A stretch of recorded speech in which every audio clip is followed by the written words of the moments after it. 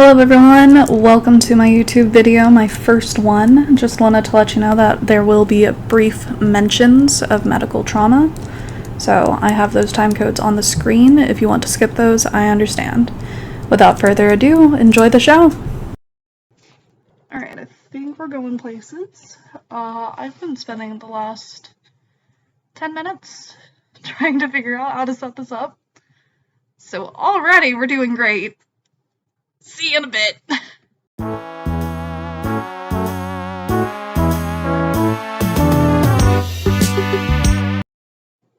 Okay, so, hi everyone. My name is Ace, and I've been saying that I want to make a YouTube channel video for like 5 years now. It's been a long time dream of mine to do something that was totally within my realm of possibility the entire time. So, I told myself, if I get into this really super cool beta program called Lonely Octopus, that I would make my first YouTube video, and I would make a channel, and I would stick with it, so that way I can hold myself accountable. And guess what happened? Your boy got in! Like, I actually got in. It's been 20 hours, and I cannot believe that it actually happened. Like, I want to pinch myself. I've had other people confirm. People have looked at the email. I took screenshots of it. There's been like multiple emails back and forth about it, so I know that it is real, but it doesn't feel real, you know? I went to work this morning, and for the first hour and a half, I could not do anything. I was just ecstatic. I couldn't believe that it actually happened. Hi, Chubbs.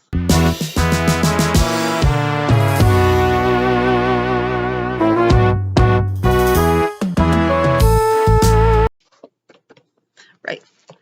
So anyway, I don't know what I'm doing. I have many plans. There's a lot of things that I want to do. There's so many things that I could do. I can't really devote myself to any of them. And I think that that's kind of why I'm so excited to be a part of Lonely Octopus and get into data science, because data science is a little bit of everything, you know? You get all the programming, you get all the data stuff, you get all the, like, the machine learning and whatnot. It's cool stuff, really. And wow, these glasses are fogging up. Should I just go without? No. I look better with glasses. Alright. So, as for what you can expect from this channel, a lot of accountability is kind of the main goal for right now. It's going to be a lot of vlogs of like, here's what I did this week. I failed at learning Python. I only know VBA and a little bit of SQL. I understand SQL. The reason why I only understand VBA is because where I work, they don't want anybody to download anything extra in order to be able to work with like reports and whatnot. So while I could be doing all of the work that I'm doing in Python, they wanted it to be accessible by everybody who needs it. Which means that they would also have to download Python. So instead I learned a dead language for the second time in my life. I learned Latin back in high school. Alright, so let's get into this. There's a few different things that I kind of want to do. I've got my whiteboard here. My black marker's almost out. We'll go with blue. There's a few different things that I want to do. Just gonna do one of those boys. How did it go? Is that loss? Is it end up reflected weirdly? Whatever, not important. Anyway,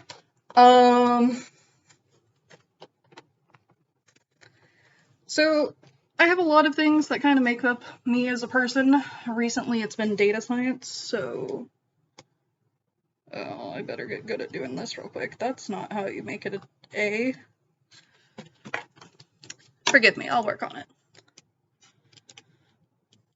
Data and programming.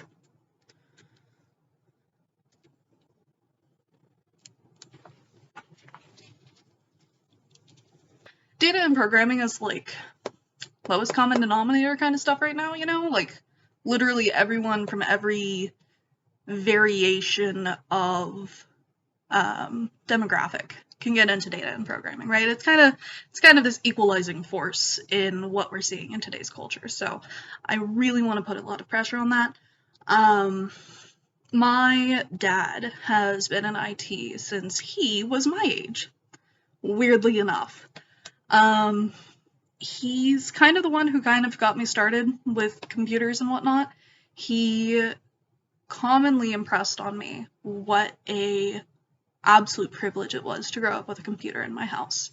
And I took him for granted. I'm not gonna lie, I didn't believe him. I was like, what? Kids grow up without computers in their homes? That's crazy, Dad. Everyone has a computer in their home. We have 5. The reason that we had 5 was because since he worked in IT, people would give them his broken computers after getting new ones. They would get new computers, and they would give him the broken ones, and he would fix them. So we had 5 computers in one of the rooms at one point, I want to say. Anyway, I digress. My dad is super cool. He has given me all of kind of the ethics and morals that has gotten me to where I am today, as well as all of the smarts and critical thinking that I needed to be an adult. And he's made kind of his life goal to be teaching people. He is a teacher at heart. He's a community leader, he's a supporter, if that makes sense. Like, he's just all of these great things, and I have an opportunity to do what he does, but to a, like, international audience.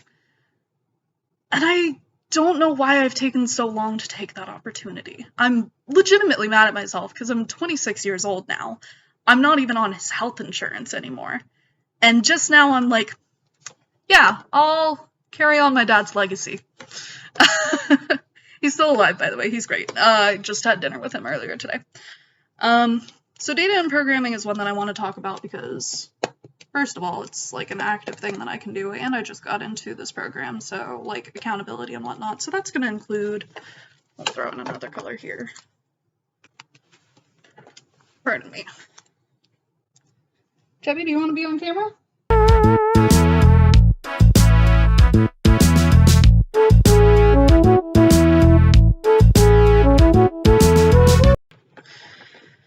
So that's going to include study sessions,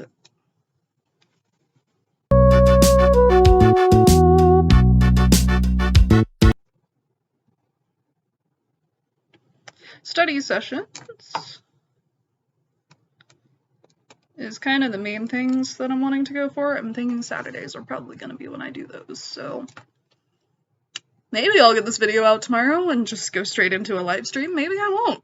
We'll find out. It is currently the 21st of October, you know, 1 month after the viral day. So study sessions, I'm thinking some how-tos.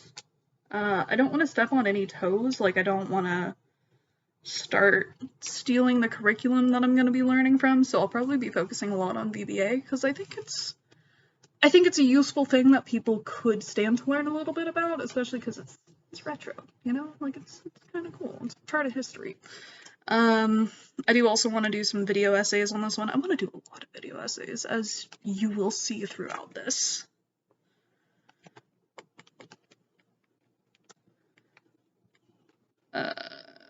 And some vlogs. Alright, how are we looking so far? You can't really see that. I don't understand lighting. Also, I have a big, giant, fancy microphone, but I don't know where the cord for it is, so I can't use it. My life is a mess. I'll figure it out, though. The whole point of starting this YouTube channel, was to try and get me to hold myself more accountable, if that makes sense. Which is why I'm kind of kicking myself that I made that promise to myself that I would do this if I got in. Because now it means that I have to hold myself accountable. Funny how that works. Alright, so data and programming. I had 4 things planned, and now I can't think of any of them. So, social justice.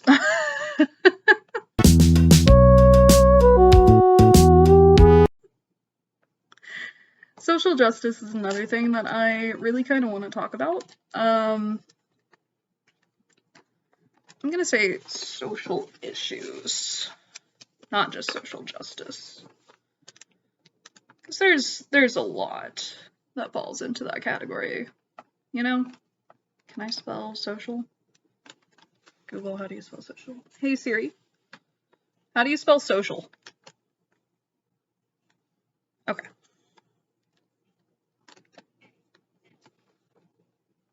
Thank you, Siri.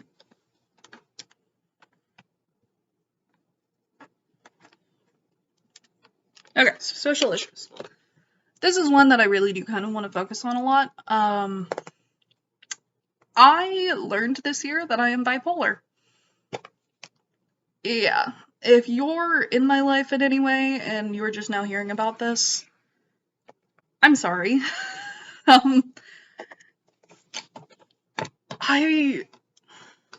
There's a lot to say on that, right? Because bipolar is nothing like how it's represented in media. It's nothing like I expected it to be. A lot of people don't realize that they're bipolar until they have their first manic episode. Manic episodes aren't at all what they look like on TV. They're not all shits and giggles like what people think that they are. Manic episodes are terrifying. And something that's long overlooked when talking about bipolar issues. Sorry, let me start that again. Something that people don't talk about when they talk about bipolar disorder is the hospitalizations. I was hospitalized. I didn't want to go to the hospital in my manic state. I didn't want to leave the house. I was coerced into it. And when I got to the hospital, I was pinned down against my will, and a needle was driven into my arm. I was forcibly sedated. And unfortunately, I'm a lucky one. If you hear that and you think, wow, that's horrible, how could that ever happen to anyone? It's worse than you could imagine. There's a lot of social issues right now that are kind of getting swept under the rug or kind of aren't being paid attention to because there's so many more issues. We're having to battle so many different fronts at the same time right now. People are getting left to the wayside, and that sucks. I understand that. And I want to put up my dukes and I want to fight on whatever side that I can, right? Like, we're all allies together in this. We all want a better world. But I take personal issue with the fact that I didn't know what it meant to be bipolar until it was too late for me to really be able to do anything with the knowledge that I'm bipolar. You know what I mean? I guess you don't. I don't know. You're just someone on the other side of that camera. I'm not even looking at the camera. I'm looking at myself in the reflection because, I don't know. It feels better than making eye contact with a cold machine. Alright, anyway. So mental health is one thing that I want to talk about. So we'll scribble that down. I'm also queer as shit, if you haven't been able to tell. Like, all of this is camp to the next level. Okay, so trans rights is one that I want to talk about.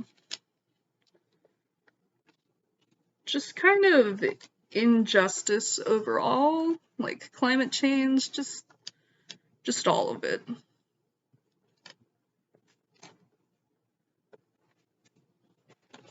There we go. Alright, so that's what we've got so far.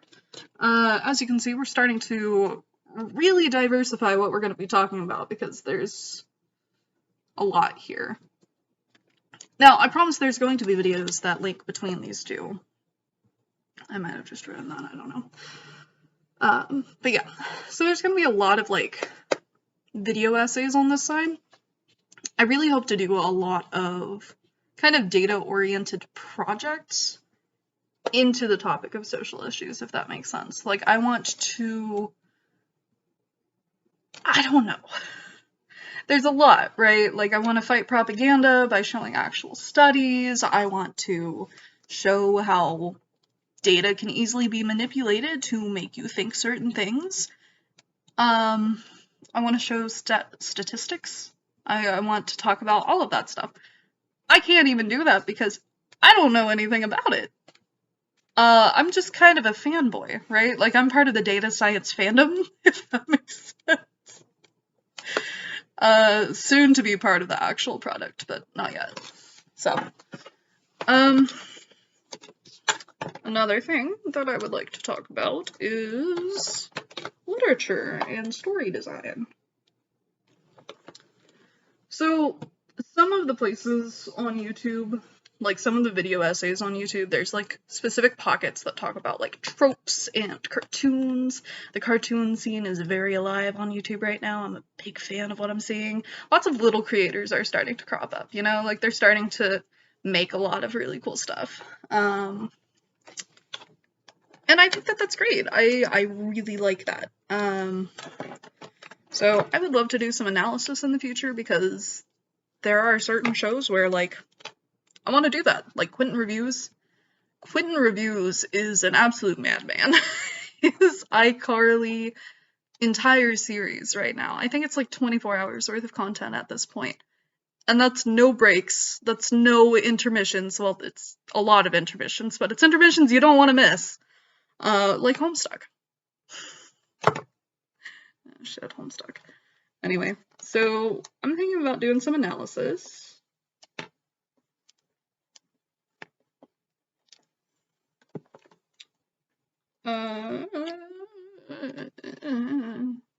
What else even goes into that? Like, that's just analysis, right? Like, that's kind of just what we call it. Impressions? First impressions? I guess critiques as well, huh? I don't know. I'll add to this as I figure things out. So yeah, boom. Okay, so we've got a pretty good board right now. And I'm still forgetting what the fourth one was going to be. Crafts. That's right. I was gonna do some crafting. Just kind of generic other, if that makes sense. So crafting is gonna be what we do. As you can see, I enjoy making things.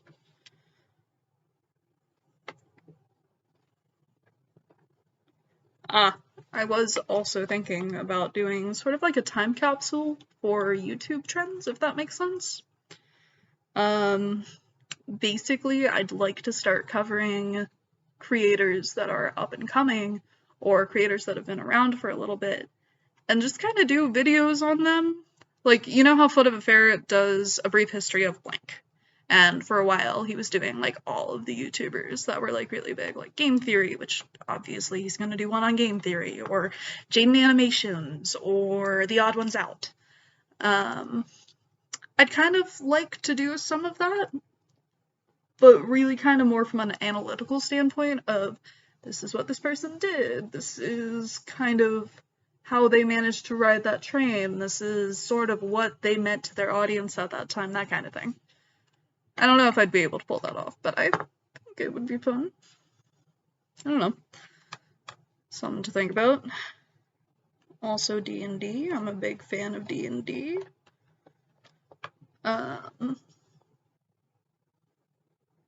Yeah, that's it. Honestly, that's all I've got. This recording is 20 minutes so far. I'm gonna try to hopefully cut it down to like 15 or 10 maybe. I don't know if you can even see that. Yeah, that works.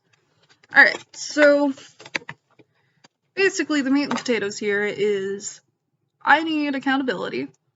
I have wanted to make a YouTube channel. I haven't made a YouTube channel.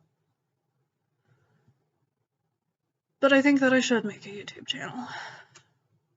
There's a lot of things that I want to say. There's a lot of things that are happening in the world, and I have a lot of words to say about it. Yeah. Side note, if I happen to message you around middle of February, early February, and I was speaking nonsense, or you saw me in a Discord server, that was during my manic episode. I could go into details. That's really something kind of more for a more scripted video, but all I can really say without going into too much detail is when you are manic, everything makes sense. You could be having delusions, or your first thought could be anything really. The world is a simulation, or you are the prophet sent down from the heavens, or anything like that. And because you're sleep deprived and your brain is hyped up on whatever it is, I believe it's dopamine, but I'm actually gonna have to double check on that because I might be conflating that. Anyway, your brain is hyped up in the same way that it would be hyped up if you were on drugs. You don't have as much of a choice as people like to think that you do. And if you're sitting here and you're saying to yourself, oh, well, that sucks for them, but they still need to control their emotions, they still need to do whatever they do. Yes, if someone is bipolar and they know that they're bipolar, they should do what they can to make sure that they are safe to be around in a society. In my case, I didn't have that warning. Nobody told me that bipolar symptoms don't show up until you're 25. Nobody told me that you don't experience this stuff until you're just starting to become an adult. Your brain isn't fully formed until your mid-20s, mind you.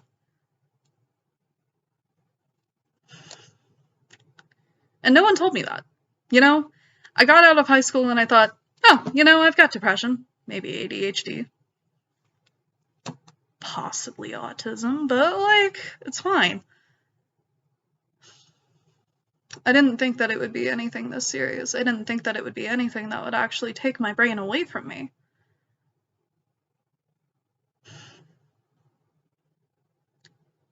I will never forget what it felt like to come home and feel like I'm being seen as a monster.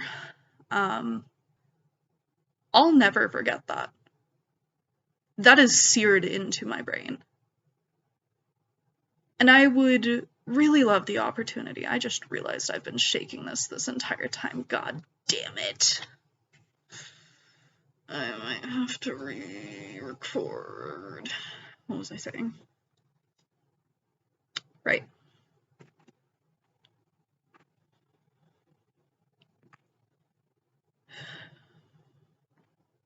No one gave me that warning. And if I can do anything in this world, it would be to give that warning to somebody else. If you are young and you are watching this, if you are in your 20s or hell, even your teens, and you aren't aware of what bipolar is or what can trigger it, take some time, do some research, educate yourself, because had I known, or had anyone around me known, things would have turned out different. But none of us knew. No one in my circle knew what to do in this situation. I thought that I was on drugs at one point during it. I thought somebody had spiked me, and then my brain continued to come up with conspiracies about how someone obviously spiked me because they wanted me to have enough energy to make the game that we will all live in the next world. Like, Mania is crazy, man. Mania is actually insane. And it all makes sense in context, right? Like, if I were to sit down and I were to somehow be able to go from beginning to end with all of my interactions, which I can kind of, because I do have access to most of the messages that I sent. We'll get into that in a future video. If I were to sit down and if I were to actually able to look at every single thing that I did, every single thing that I moved in the house, every single thing that I said, everything that I messaged online, every single video that I watched, every single status that I saw, it would all weave together to tell a story. A story that once you start believing it, you don't stop. You fall further and further into that hole and you can't get out.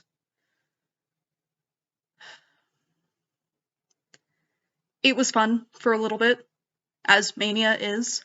Mania is often seen as like euphoria. It's all of a sudden very happy. I was scared last night, actually, because I couldn't go to sleep because I was so excited that I got into this beta program, and everything felt right, you know? Like, everything felt amazing and perfect, and I could see the blue in the sky. And I had to stop. I asked my significant other, I'm scared. This feels like mania. And my significant other looked at me and they put their hand on my shoulder and they said, this is the appropriate level of happy.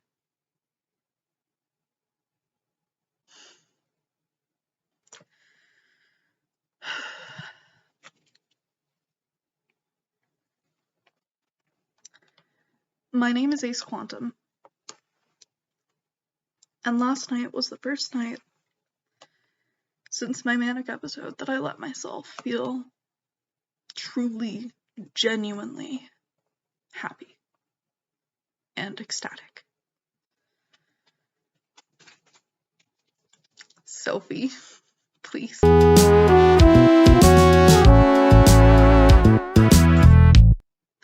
That is the other child. Yeah.